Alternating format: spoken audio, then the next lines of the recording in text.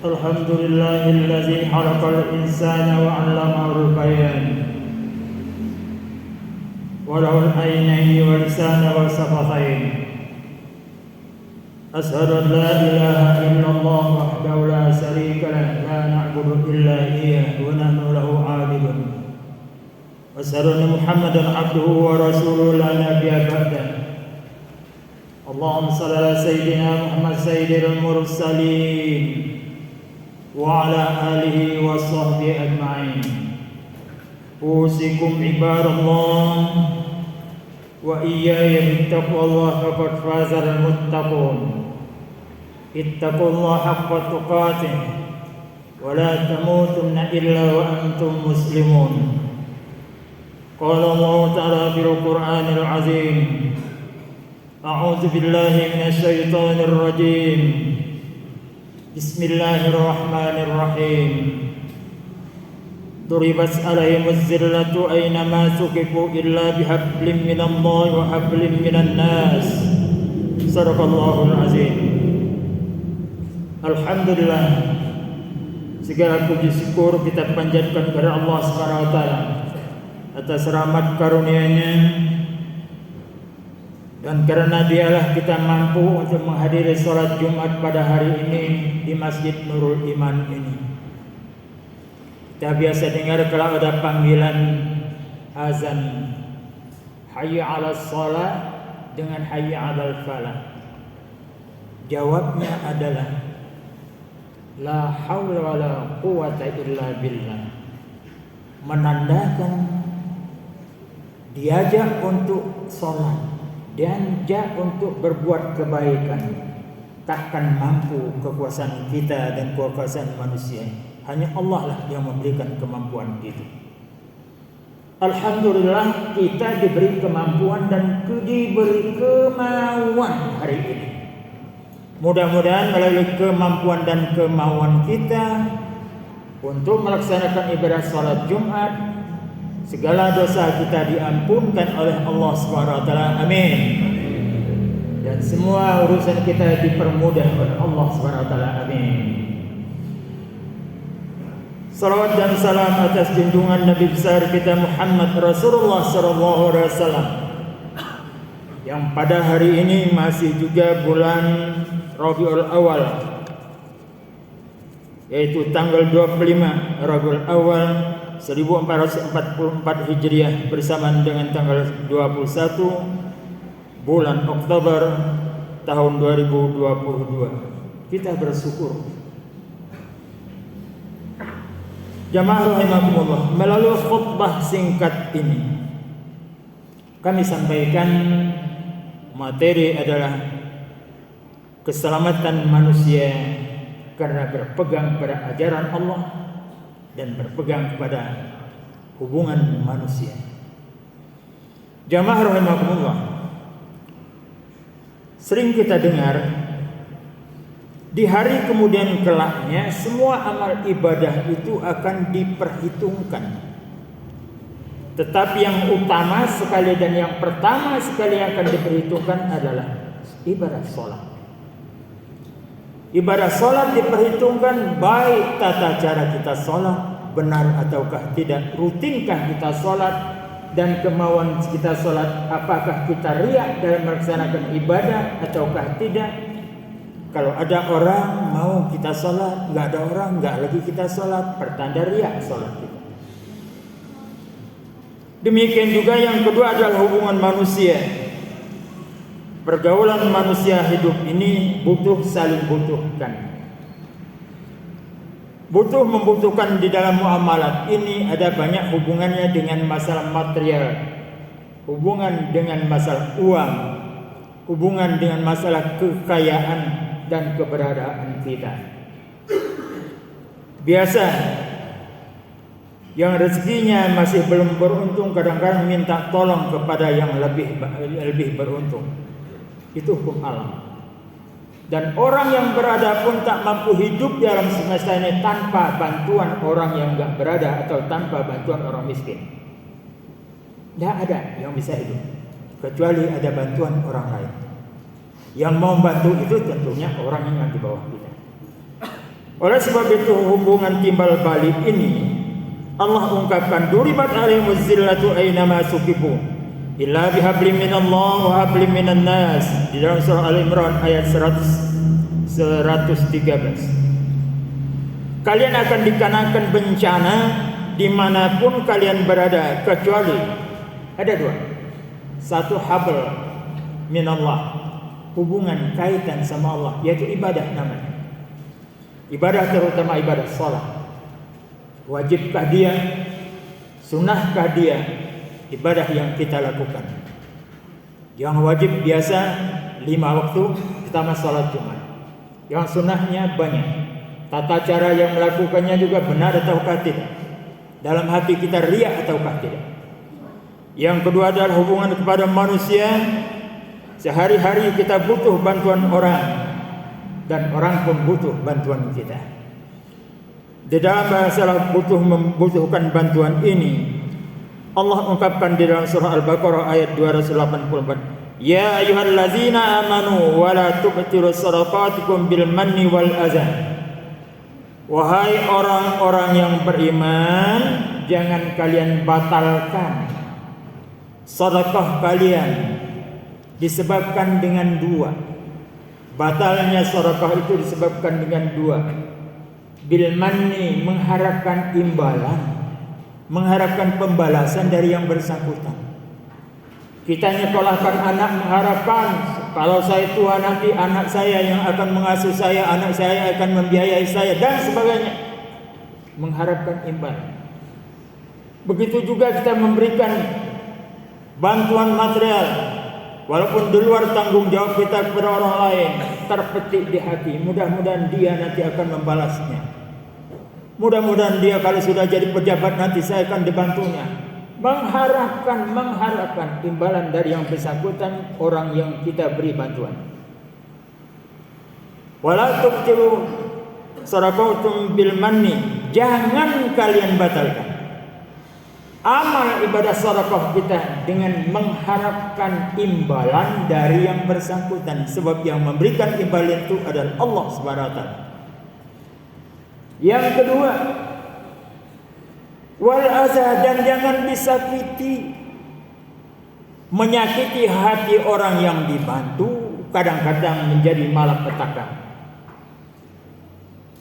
Kadang-kadang dalam keluarga kita sendiri ada tidak sama kehidupan. Ada yang kaya, ada yang miskin. Ada yang keluarganya tentram nyaman, ada keluarga yang bentrokan terus sampai menikah 4-5 kali. Dalam satu keluarga tidak sama nasibnya. Kita tentunya ada kewajiban moral membantu keluarga, tetapi jangan disakiti hatinya. Diomelin terus, walau itu saudara kandung kita. Dengan bantuan kita, tetapi kita senantiasa ngomel, kamu ini pemalas, kamu ini gak bisa hidup kalau gak saya dan sebagainya. Apalagi omelnya itu didengar oleh orang lain yang bukan empat mata. Pasti saudara kita yang kita bantu itu akan merasa sakit hati. Bisa-bisa terjadi dia sudah kita bantu, bahkan dapat dikatakan mungkin dia gak bisa hidup kalau gak kita, tapi kita terancam akan dibunuhnya. Kenapa?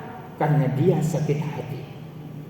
Pribadinya kita permalukan, apalagi orang lain. Kita memberikan bantuan tapi kita permalukan dia, sehingga harga dirinya lenyap, tergilas karena pembicaraan kita, karena tingkah kita. Orang yang kita bantu itu nanti akan jadi dendam, minimal nantinya. Karena saking kesal kita memberikan bantuan kepada saudara kita, kepada orang lain, gak pernah kita tegur lagi orang itu, benci kita kepada dia, melihatnya pun tidak mau lagi. Yang bersangkutan merasakan itu, bahwa dia dibenci, bahwa dia dikucilkan, bahwa dia silaturahimnya diputuskan. Apa kata Rasulullah SAW di dalam riwayat Bukhari dan Muslim? La yadkhulul jannah, enggak masuk surga. Qati'un, orang yang memutuskan, yakni qati'ur rahim, yaitu orang yang memutuskan silaturahim. Hadis ini muttafaqun alaih. Hadis lain memperjelas juga, la yu'minu ahadukum hatta yuhibbu li akhihi ma yuhibbu li nafsihi. Enggak beriman seseorang apabila dia tidak mencintai saudaranya sebagaimana dia mencintai dirinya. Kalau kita merasa sakit, terluka, demikian juga saudara kita. Luka fisik kita, betadin obatnya. Luka perasaan, sulit cari obatnya.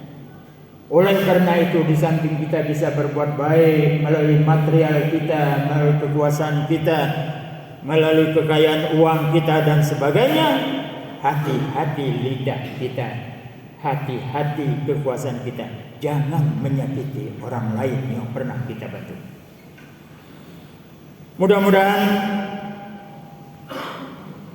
melalui khutbah singkat ini kita akan sadar dan kita akan ingat bahwa yang bisa menghilangkan imbalan pahala dan kebaikan kita adalah lidah kita dan tentunya juga hati kita. Di dalam surah Al-Munafiqun sudah dijelaskan, nafkahkan sebagian harta kamu. Qabla ayyatiyakumul hadakumul maut, sebelum kalian meninggal, cepat nafkahkan. Nafkahkan, ini nafkah itu bermacam. Ada yang nafkah wajib, yang namanya zakat. Ada namanya nafkah wajib juga, kewajiban kebutuhan keluarga kita. Ada namanya infak, yaitu kewajiban bersama, membangun masjid, memelihara masjid, adanya kuburan dipelihara bersama dan sebagainya. Ada madrasah dipelihara bersama, infak namanya. Kalau nafkah adalah kewajiban terutama kepada keluarga dan lainnya. Kemudian juga ada namanya yang namanya sedekah. Dalam hadis yang terkenal, sedekah yang utama adalah sedekah jariyah. Sedekah jariyah adalah pemberian yang abadi, ainnya, zatnya kekal, bisa berturut-turut dimanfaatkan orang. Kalau kita bersedekah dengan anak yatim piatu 100.000 umpamanya, itu diberikan langsung, dia belikan makanan habis hari itu juga. Tapi kalau bersedekah untuk suatu pembangunan fisik, bersedekah tanah yang namanya wakaf, bersedekah membangun masjid, memperbaiki masjid, memperbaiki madrasah, selama masjid itu dipakai, selama kuburan itu dipakai, kita tetap mendapatkan imbalan walaupun kita sudah berpulang ke rahmatullah. Oleh sebab itu, la yuhirallahu nafsan iza ja'al ajal. Ya Allah, di dalam surah Al-Munafiqun itu diungkapkan juga, laula akhartani ila ajalin qarib, apabila kau tunda ya Allah kematianku sebentar saja, fasaddaqo, maka saya akan segera bersedekah. Sesalan orang meninggal, yang pertama begitu dia meninggal, dia menyesal karena kurang bersedekah. Sesalan di akhir akhirat akan dipertimbangkan karena sholatnya enggak sempurna atau dia tidak sholat. Dua kuncinya. Akan masuk liang kubur, sedekah yang menanti. Orang-orang yang meninggal terdahulu diungkapkan dalam Al-Quran itu ada kebanyakan penyesalannya karena tidak bersedekah.